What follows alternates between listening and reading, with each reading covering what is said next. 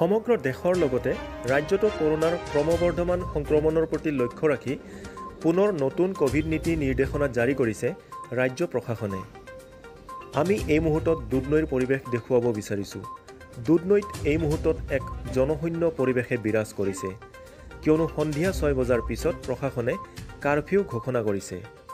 Curfew ঘোষণা কৰাৰ পিছতো অৱশ্যে কিছু লোক ওলাই অহা পৰিলক্ষিত হৈছে যদিও আৰক্ষীয়ে তেওঁলোকক বিনা কাৰণত ঘূৰি নাথাকি ঘৰলৈ যাব কোৱা দেখিবলৈ পোৱা গৈছে।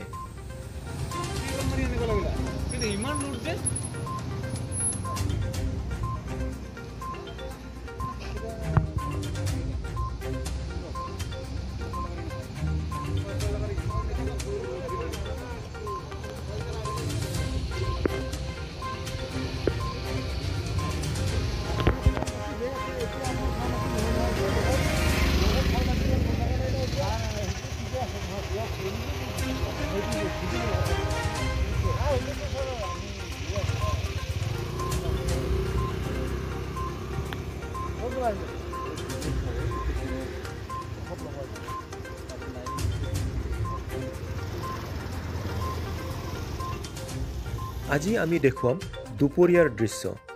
কেনেদৰে স্বতঃস্ফূৰ্তভাৱে 2 বজাৰ লগে লগে দুধনৈৰ ব্যৱসায়িক প্ৰতিষ্ঠানসমূহ বন্ধ হৈ পৰিছিল।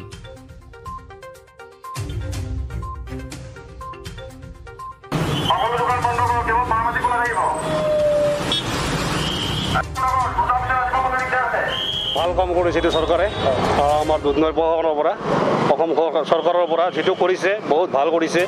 যি হিচাপত বেমাৰ বাঢ়ি আছে সেই হিচাপত মানে গুৱাহাটীতো জেগাই নাই মেডিকেলত, তাৰপিছত যিটো পেচেণ্ট বাঢ়ি আছে সেই হিচাপত যিটো প্ৰশাসনে লৈছে বহুত ভাল কাম কৰিছে হাতত। পাব্লিকে মানিব লাগিব, এইটো পাব্লিকে পূৰা মাস্ক পৰিধান কৰিব লাগিব।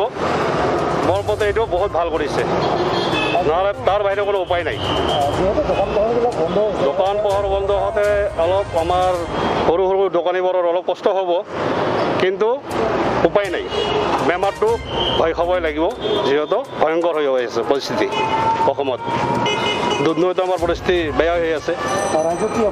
ৰাইজক এইখিনি ক'লোঁ, ৰাইজে যেন মাস্কটো পিন্ধে, ছ'চিয়েল ডিষ্টেঞ্চটো মানি চলে, সেইটোৱে মোৰ ৰাইজক একদম অনুৰোধ।